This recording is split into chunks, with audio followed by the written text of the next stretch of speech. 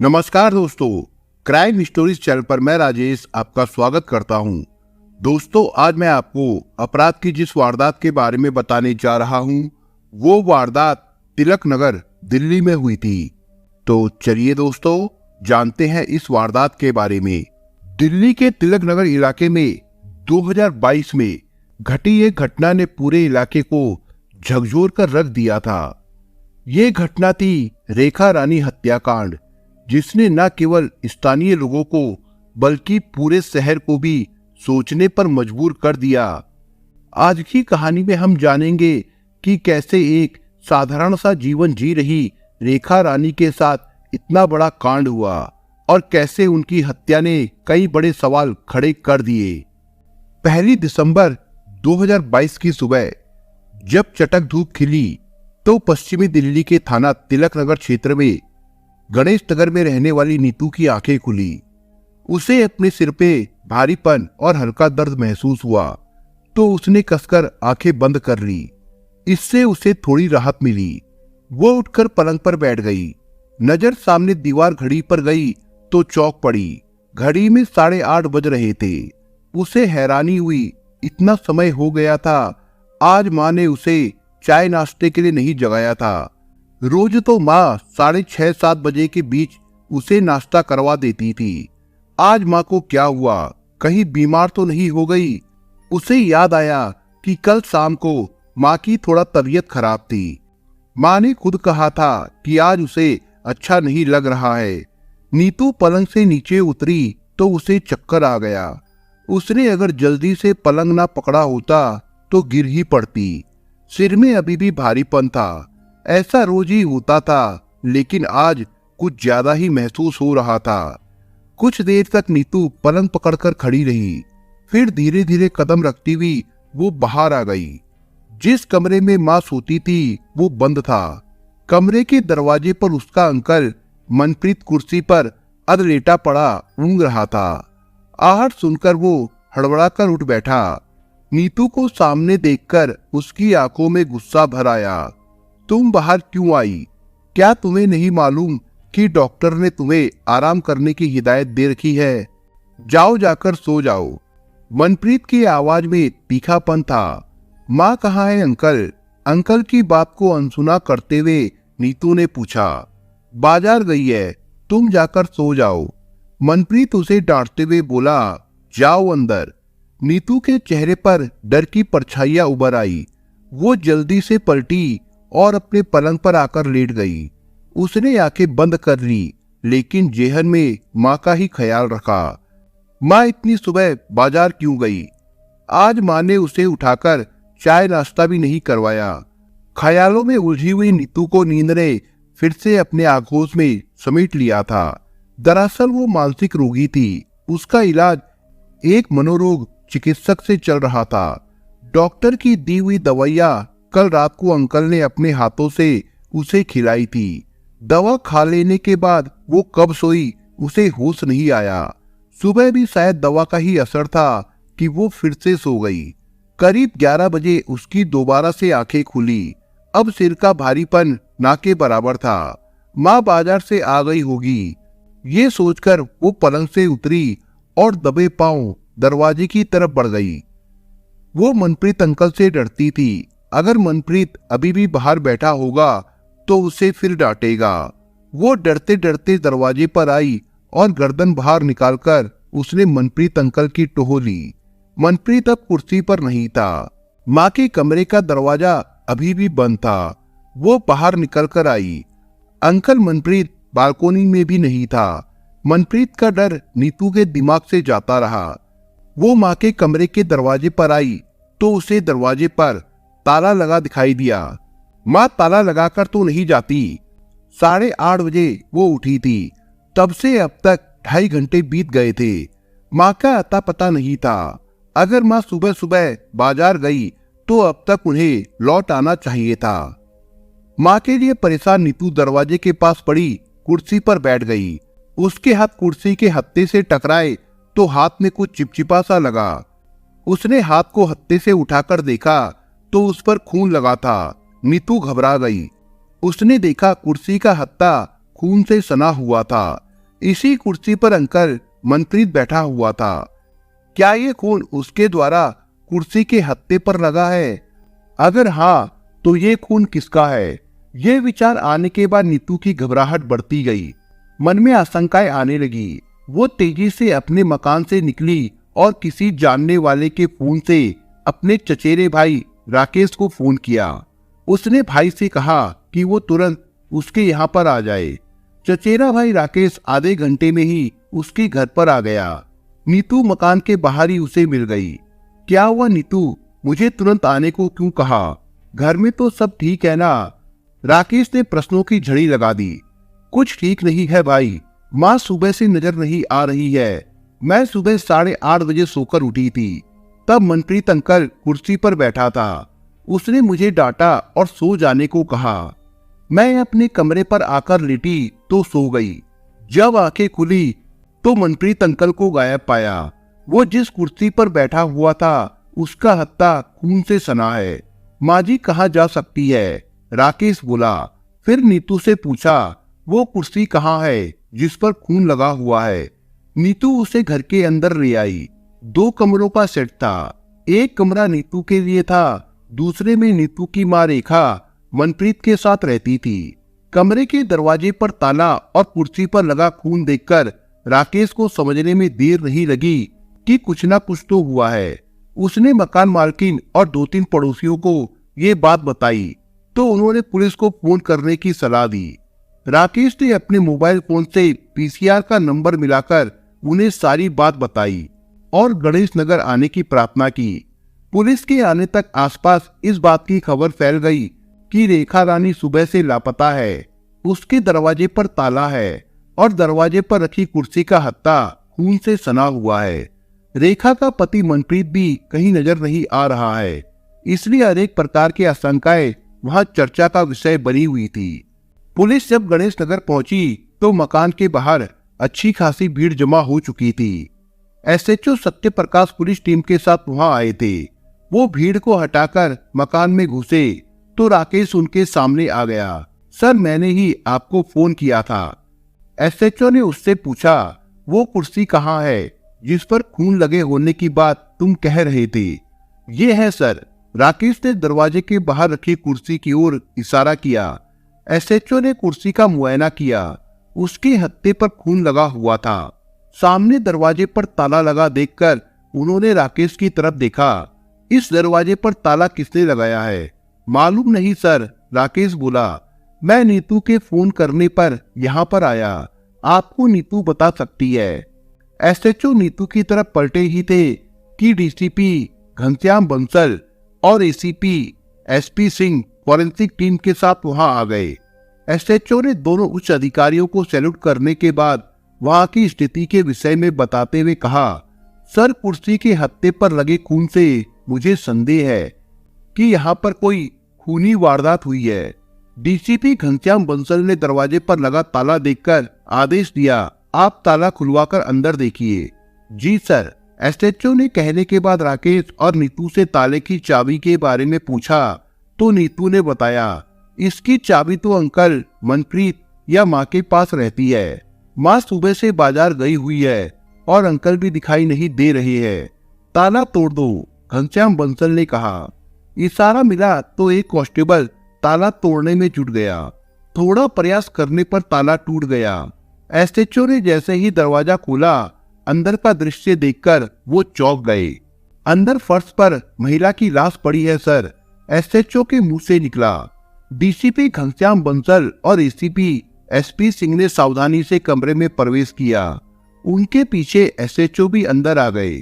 कमरे के फर्श पर एक महिला का औंधे मुंह शव पड़ा हुआ था। लाश के पास खून फैला हुआ था। फॉरेंसिक टीम को अंदर बुलाकर सबसे पहले वहां की जांच करवाई गई। फिर एसएचओ ने लाश को सीधा किया। लाश की हालत रोंगटे खड़े कर देने वाली थी। उसके चेहरे, जबड़े और गर्दन पर चाकू के गहरे घाव थे। महिला का बड़ी बेरहमी से कत्ल किया गया था। एसएचओ ने महिला को पहचान करने के लिए राकेश को कमरे में बुला लिया। लाश को देखते ही राकेश रोने लगा। रोते हुए ही उसने बताया कि ये लाश उसकी ताई रेखा रानी की है। पुलिस को यह भी अंदेशा था कि ये लाश सुबह से लापता रेखा की हो सकती है। राकेश द्वारा लाश पहचान किए जाने पर यह साफ हो गया था कि रेखा बाजार नहीं गई थी। उसे कत्ल करके कमरे में डाल दिया गया था और कमरे का दरवाजा बाहर से बंद कर दिया गया था। डीसीपी घनश्याम बंसल इस मामले को बड़ी संजीदगी से देख रहे थे। उन्होंने क्राइम ब्रांच के डीसीपी रोहित मीणा को फोन करके इस कत्ल के विषय में बताया और उन्हें सहयोग करने के लिए कहा। रोहित मीणा ने क्राइम ब्रांच के एसीपी यशपाल के नेतृत्व में एक टीम तुरंत गणेश नगर के लिए रवाना कर दी। इस टीम में तेज तर्रार इंस्पेक्टर सुनील कुमार भी थे। क्राइम ब्रांच की टीम घटना स्थल पर पहुंच गई। सुनील कुमार ने सबसे पहले लाश का निरीक्षण किया। रेखा को जिस बेरहमी से मारा गया था उससे ये अंदाजा लगाया गया कि हत्यारे ने अपना सारा गुस्सा रेखा पर उतारा है। आसपास ऐसा सूत्र उन्हें नहीं मिला जो हत्यारे द्वारा वहां छोड़ा गया हो, लेकिन सुनील कुमार इस बात को समझ गए थे कि हत्यारा मृतक महिला को अच्छी तरह से जानता था। वो कौन हो सकता है, यही सुनील कुमार को मालूम करना था। वो कमरे के बाहर आ गए। राकेश और नीतू एक दूसरे के गले लगकर फूट फूट कर रो रहे थे। उन्होंने नीतू और राकेश के सिर पर प्यार से हाथ रखकर कहा, मैं तुम्हारे दुख को समझ सकता हूँ, लेकिन रोकर जी को हल्का कर लेने से मृतका की आत्मा को शांति नहीं मिलेगी। उसे शांति तब मिलेगी जब उसका हत्यारा फांसी के फंदे पर झूलेगा। आप ठीक कह रहे हैं सर, राकेश अपने आंसू पोंछते हुए बोला। मेरी ताई के हत्यारे को गिरफ्तार करके आप कड़ी से कड़ी सजा दिलवाए। हाँ, मैं ऐसा ही करूंगा। तुम बताओ, तुम्हारी ताई की हत्या कौन कर सकता है? सुनील कुमार ने पूछा। मैं क्या बताऊं सर, ताई बहुत अच्छी थी, सबसे प्यार से पेश आती थी, उनका कोई दुश्मन भी नहीं था। लेकिन राकेश कहते कहते रुक गया। लेकिन क्या? सुनील कुमार ने राकेश के चेहरे पर गहरी नजर डाली। देखो, तुम्हारे मन में जो भी बात हो वो मुझे खुलकर बताओ। राकेश ने गहरी सांस ली। सर, मेरी ताई मनप्रीत के साथ लिव इन में रहती थी। शुरू में तो मनप्रीत अंकल ताई को बहुत प्यार करते थे, लेकिन इधर कुछ समय से उसका ताई के साथ झगड़ा होता रहता था।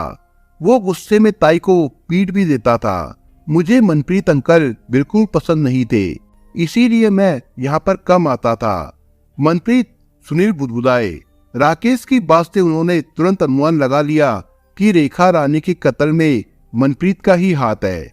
उन्होंने राकेश के कंधे पर हाथ रखा। बेटे, क्या मनप्रीत यहाँ मौजूद है? देखकर बताओ। नहीं है सर, राकेश ने वहां खड़े तमाम लोगों पर नजरें दौड़ाकर कहा। मैं जब यहाँ आया था तब भी वो यहाँ पर नहीं थे। मेरी बहन नीतू ने बताया है कि जब वो सोकर उठी थी, मनप्रीत कुर्सी पर बैठा हुआ था। उसी ने नीतू को धमकाकर उसके कमरे में भेजा था। नीतू कमरे में जाकर सो गई थी। जब वो दोबारा सोकर उठी तो उससे मनप्रीत कहीं नजर नहीं आया। वो ताई के कमरे का ताला लगाकर कहीं चला गया था। इंस्पेक्टर सुनील कुमार ने वहां खड़ी नीतू से प्यार से कुछ सवाल करके ये जानकारी हासिल कर ली कि मनप्रीत उससे और उसकी मां रेखा से कैसा व्यवहार करता था। नीतू ने बताया कि वो मनप्रीत को पसंद नहीं करती थी। वो उसे और उसकी मां को पीटता था, मां से झगड़ा करता रहता था। मनप्रीत नशा भी करता था। उसके रूखे व्यवहार के कारण और घर में होने वाले कलेश से वो हमेशा परेशान रहती थी। मनप्रीत ने ये घोषित कर दिया था कि वो मनोरोगी है। मनप्रीत एक डॉक्टर से दवा लाकर उसे जबरन खिलाता था। कल रात को भी उसने उसे जबरन गोलियां खिलाई थी, जिससे वो बेहोशी की हालत में आकर गहरी नींद में सो गई। सुनील कुमार ने मकान मालिक से भी मनप्रीत के बारे में काफी जानकारी हासिल कर ली। मकान मालिक ने 8 साल पहले मनप्रीत को अपना कमरा किराए पर देते समय एक रेंट एग्रीमेंट बनवाया था, जिसमें मनप्रीत के गांव का पता लिखा गया था। मनप्रीत पटियाला के एक गांव का रहने वाला था। सुनील कुमार ने वो पता नोट कर लिया। सुनील कुमार ने डीसीपी राणा को फोन द्वारा बताया कि रेखा के कत्ल में उसका प्रेमी मनप्रीत संदिग्ध आरोपी है, वो लापता है।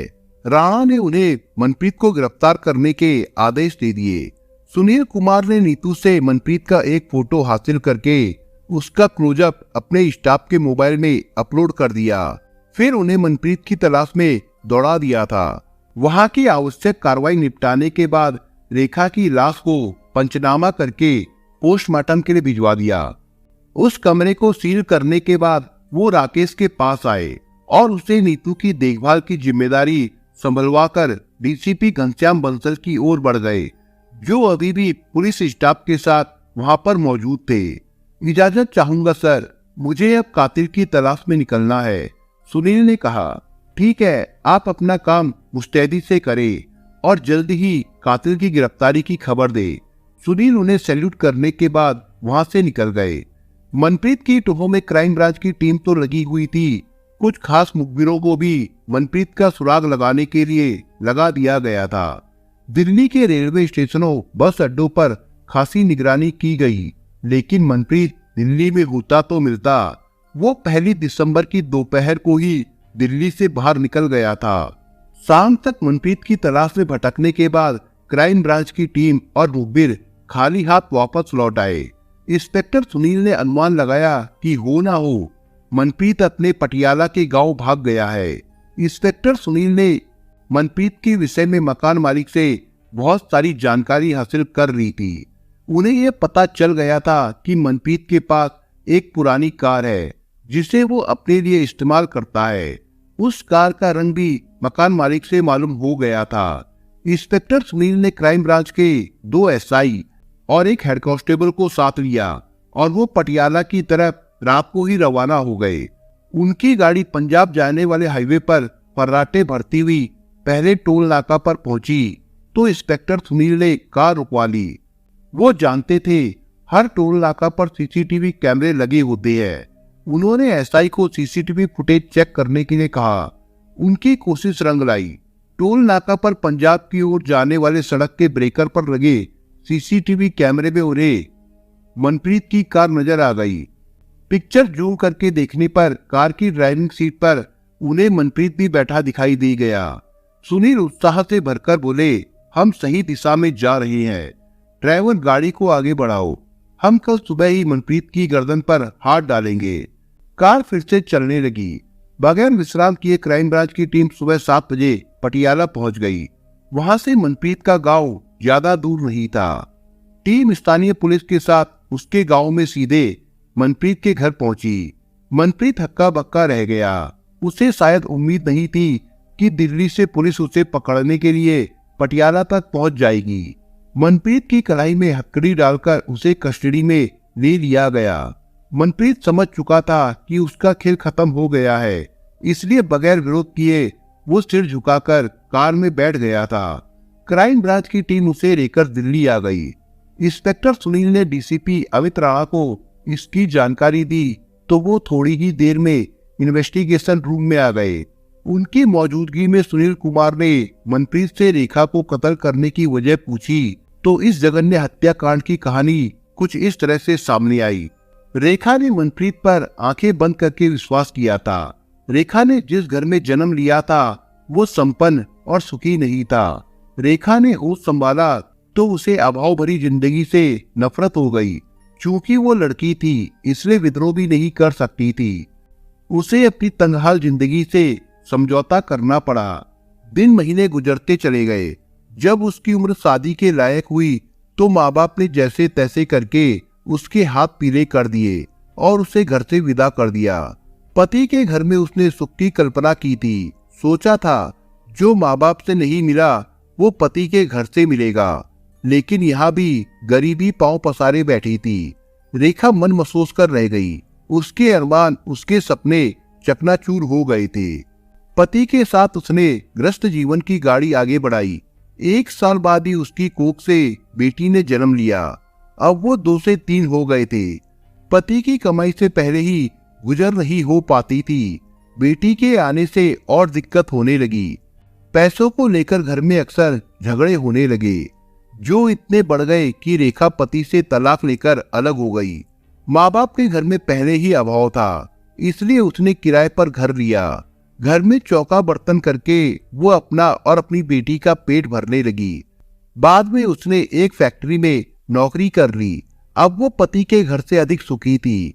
दो पैसे हाथ में आए तो उसका रहन सहन भी बदल गया। सुंदर तो वो बचपन से ही थी, गरीबी की धूल बदन से झड़ी तो उसकी सुंदरता और निखर उठी। मनप्रीत खाते पीते घर का युवक था। उसने पटियाला से ग्रेजुएशन किया था। उसके पिता यूएस में रहते थे।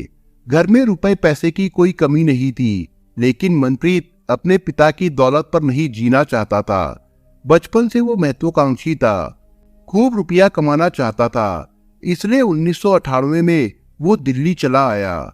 दिल्ली में उसने प्रॉपर्टी डीलिंग का काम शुरू किया। साथ ही वो पुरानी कारों की खरीद और बिक्री का बिजनेस भी करने लगा।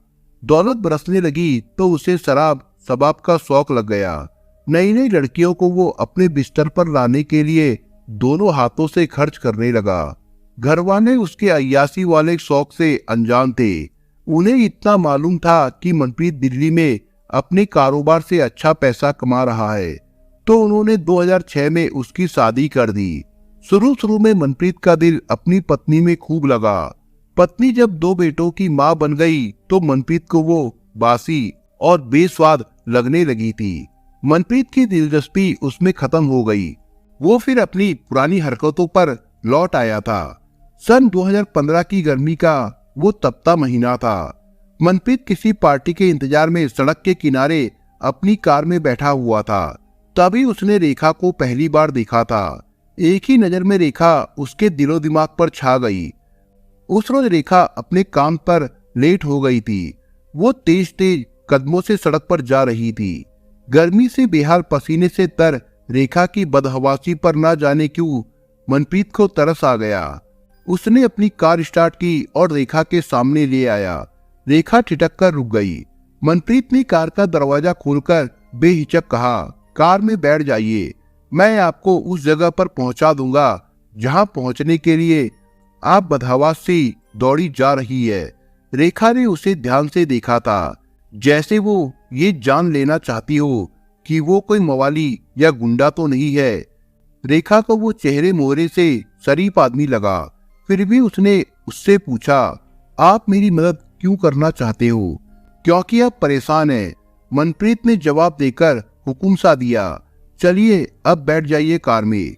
रेखा न जाने क्या सोचकर कार में मनप्रीत के बराबर वाली सीट पर बैठ गई। कार आगे बढ़ी तो रेखा ने बड़ी सादगी से कहा, मैंने आप पर विश्वास किया है। मनप्रीत ने हंसते हुए उसकी बात काट दी, डरिए मत, मैं आपको भगाकर नहीं ले जाऊंगा। रेखा झेप गई। मनप्रीत ने उसे वहां उतारा जहां पर उसे उतरना था। रेखा ने कार से उतरकर मनप्रीत को धन्यवाद दिया और मुस्कुरा पड़ी, इसकी कोई जरूरत नहीं है, मैंने इंसानियत के नाते आपकी मदद की है। रेखा के चेहरे पर मुस्कान खिल गई। वो मुस्कुराती हुई अपनी फैक्ट्री की ओर चली गई। उसके बाद ये रोज का किस्सा बन गया। मनप्रीत उस वक्त अपनी कार लेकर उस जगह पर पहुंच जाता जहां से रेखा सुबह 8 से 9 बजे के बीच गुजरती थी। उस समय वो अपनी फैक्ट्री जाती थी। मनप्रीत उसे कार में बैठाता और फैक्ट्री के सामने छोड़ आता। रेखा निसंकोच मनप्रीत की कार में बैठने लगी थी। उसने मनप्रीत की आंखों में अपने लिए प्यार देख लिया था। उसका भी झुकाव मनप्रीत की ओर होने लगा था। थोड़े दिनों बाद ही ये सिलसिला फैक्ट्री के दायरे से निकलकर दिल्ली के पिकनिक स्पॉट की तरफ मुड़ गया। मनप्रीत उसे कभी कभार कुतुब मीनार लेकर जाता, कभी इंडिया गेट। अब वो दोनों एक दूसरे की चाहत बन गए थे। मनप्रीत रेखा पर दिल खोलकर खर्चा करता था। उसे बढ़िया रेस्टोरेंट में खाना खिलाता, कीमती गिफ्ट खरीद कर देता। रेखा उसका साथ पाकर बहुत खुश थी।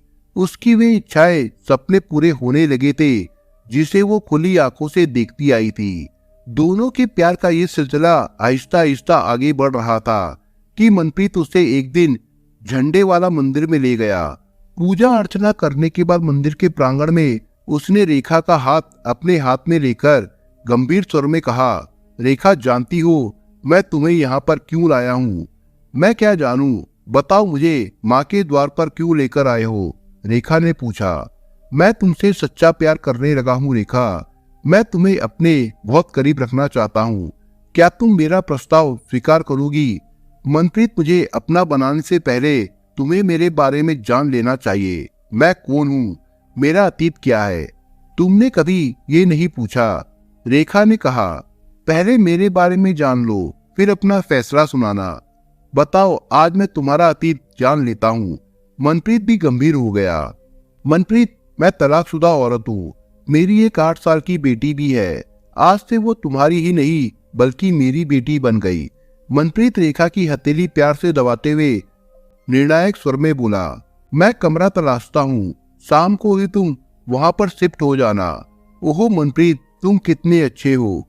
रेखा उसके सीने पर अपना सिर टिकाकर भावुक स्वर में बोली, मेरे विश्वास को इसी तरह कायम रखना। उसी शाम रेखा अपने नई मीत मनप्रीत के उस कमरे में सामान और अपनी बेटी नीतू के साथ शिफ्ट हो गई, जो उसने दिल्ली के तिलक नगर में किराए पर लिया था। उसी रात रेखा ने मनप्रीत की बाहों में खुद को सौंपकर अपना सब कुछ उसे दे दिया। एक सच्चे मर्द की तरह मनप्रीत 7 सालों तक उसे और उसकी बेटी को प्यार से निभाता रहा, लेकिन फिर उसका व्यवहार बदलने लगा। वो रेखा को खर्चा देने में आनाकानी करने लगा, उसकी बेटी को बात बात पर डांटने लगा। शराब तो वो पहले भी पीता था, अब खूब पीकर घर आने लगा। रेखा उसके रूखे व्यवहार से ऊबने लगी तो उससे झगड़ने लगी।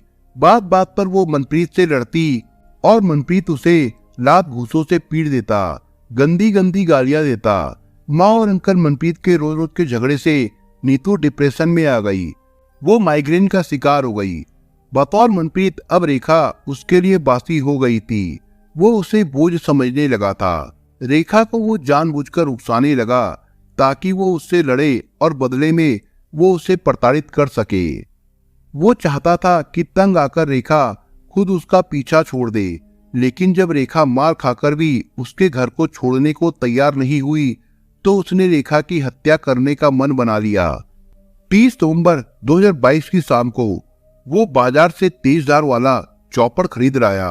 उसने नशे की गोलियां भी खरीदी ताकि रेखा की बेटी नीतू को गहरी बेहोशी में करके वो रेखा की हत्या कर सके।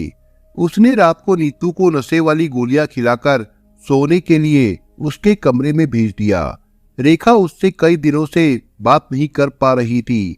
खा पीकर वो अपने बिस्तर पर सो गई। मनप्रीत रात गहराने का इंतजार करता रहा। जब आधी रात हुई तो उसने चॉपर निकालकर रेखा का गला काट दिया। रेखा पर उसे इतना गुस्सा था कि उसने तड़पती जिंदगी और मौत से जूझती रेखा पर चॉपर से तबातोड़ वार करने शुरू कर दिए। जब रेखा का शरीर तड़पकर बेजान हो गया तो वो चॉपर छिपाकर कमरे से बाहर आ गया और रात भर दरवाजे के बाहर कुर्सी पर बैठा रहा। सुबह नीतू जागकर बाहर आई तो वो डर गया। नीतू ने माँ के विषय में पूछा तो उसने कह दिया कि वो बाजार गई है। उसने नीतू को डपटकर सोने के लिए भेज दिया। उजाला फैल गया था, कहीं उसके द्वारा रेखा को कत्ल करने का भेद नहीं खुल जाए, इसलिए वो कमरे के दरवाजे पर ताला लगाकर वहां से चुपचाप चला गया। दिल्ली में पकड़े जाने का डर था, इसलिए वो अपनी कार से पटियाला के अपने गांव भाग गया, जहां से क्राइम ब्रांच की टीम ने उसे गिरफ्तार कर लिया। मनप्रीत का बयान कलमबद्ध करके उसे दूसरे दिन न्यायालय में पेश किया गया और 2 दिन के रिमांड पर ले लिया गया। रिमांड अवधि में मनप्रीत ने अपने कमरे के वॉशरूम के रोशनदान में छिपाकर रखा गया चॉपर बरामद करवा दिया, जिससे उसने रेखा का कत्ल किया था। चॉपर बड़ा और पैना था। उसने इस प्रकार का चॉपर खरीदने की बाबत पूछा गया तो उसने बता दिया कि वो श्रद्धा मर्डर का तरीका यहाँ आजमाना चाहता था। जिस प्रकार आफताब ने श्रद्धा को मारकर उसके 35 टुकड़े किए थे, वो भी रेखा की लाश के टुकड़े करके उन्हें जंगल में फेंकना चाहता था। ये चॉपर उसने इसी मकसद से खरीदा था। चॉपर को कब्जे में लेकर क्राइम ब्रांच ने मनप्रीत को थाना तिलक नगर को हैंडओवर कर दिया। थाने में मनप्रीत पर धारा 302 लगाकर केस दर्ज कर लिया गया। मनप्रीत पर पहले भी 5-6 पुलिस केस थे। जो मकान उसने किराए पर लिया था उसका वो किराया नहीं देता था। उसने मकान पर भी अपना कब्जा जमा रखा था, जिसकी वजह से उसका मकान मालिक से कोर्ट में विवाद चल रहा था। पुलिस अब सब मामलों की पड़ताल करके मनप्रीत के खिलाफ चार्जशीट दाखिल करने की तैयारी कर रही थी। फिलहाल मनप्रीत जेल की सलाखों के पीछे था। दोस्तों, आप अगर चैनल पर नए हो तो आप चैनल को सब्सक्राइब करने के साथ कमेंट बॉक्स में इस कहानी के बारे में अपने विचार जरूर लिखिएगा। मिलता हूं एक नई कहानी के साथ, तब तक के लिए अपना ख्याल रखिएगा। धन्यवाद।